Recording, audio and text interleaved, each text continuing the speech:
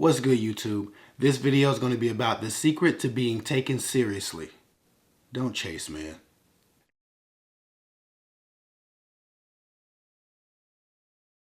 In new relationships, the excitement of it all tends to kind of cloud our judgment.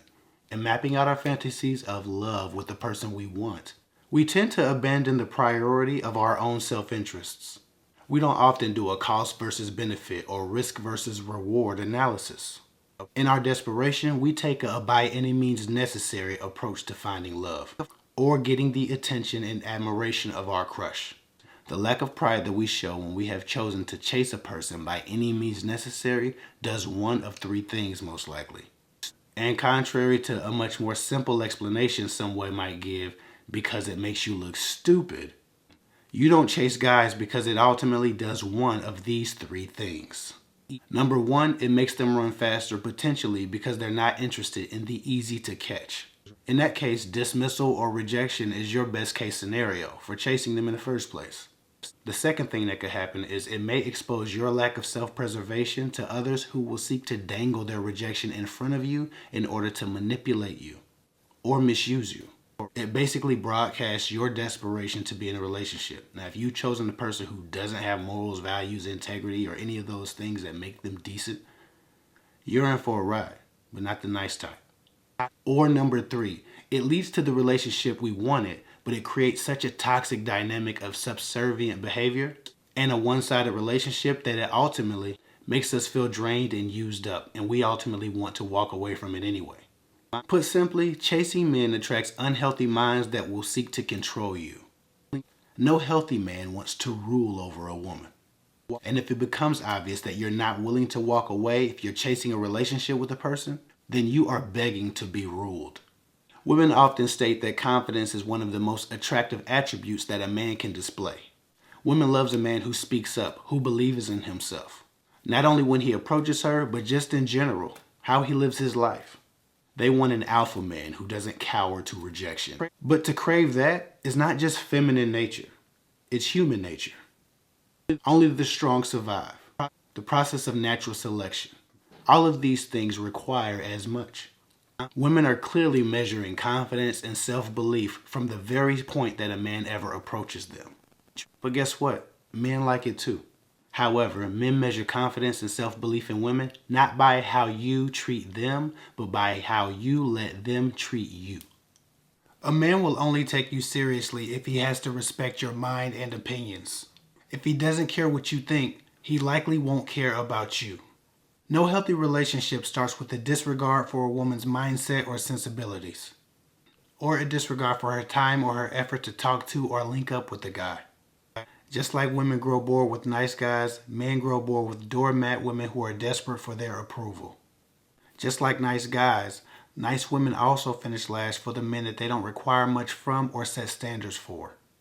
The only guys who get scared away by a woman setting standards for herself or standing up for herself or refusing a sleazy first date on the couch are the guys who had nothing planned for that woman to begin with, who had no other purpose for her than to be a couch warmer or a bed warmer.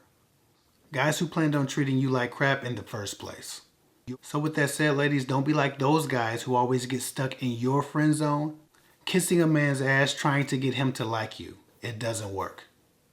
A healthy relationship is one where two people want, respect, and crave each other as badly as the other. Where they both seek love and they give love to each other at similar rates. Both seeing the value of each other's long-term companionship. Both trying to prove their worth continuously to one another.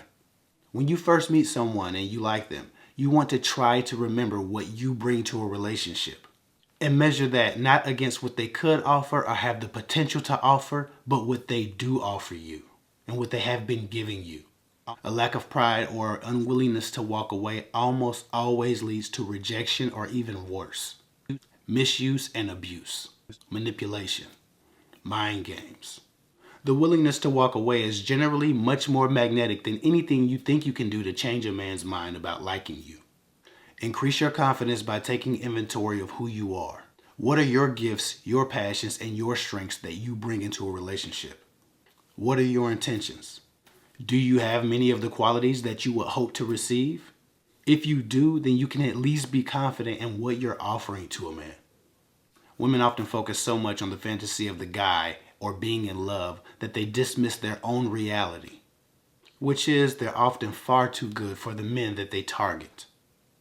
No matter what it is, love, business, or even family, there should be a fair trade occurring at some point that stays for the long haul.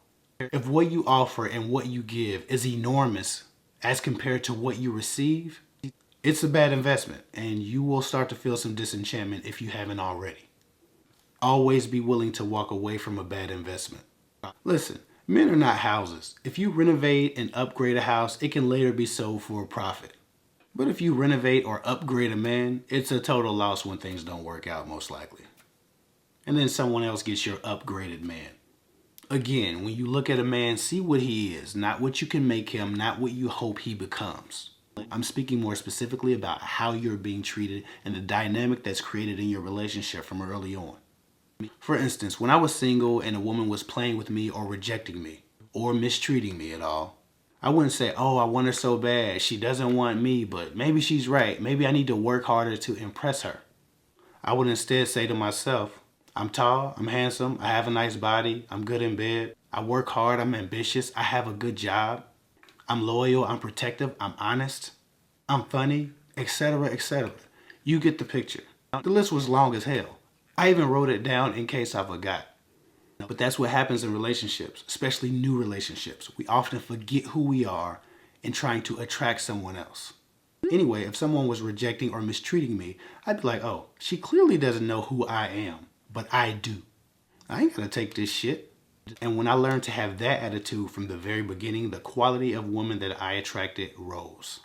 It would do some of you some good to make a similar list and start to treat yourself like the person described on it, especially when rejection looms. Besides, it may make you more irresistible to a better quality of man. Again, people will believe about you whatever you appear to believe about yourself. So believe you're worth it. And make a list if you don't know why you're worth it. Anyway, that's all I got for now. Follow me at KevHick24 on Instagram. To set up an hour-long phone consultation with me, you can go to www.girltalkwithguys.com. That's all I got for now. I'll get with y'all later.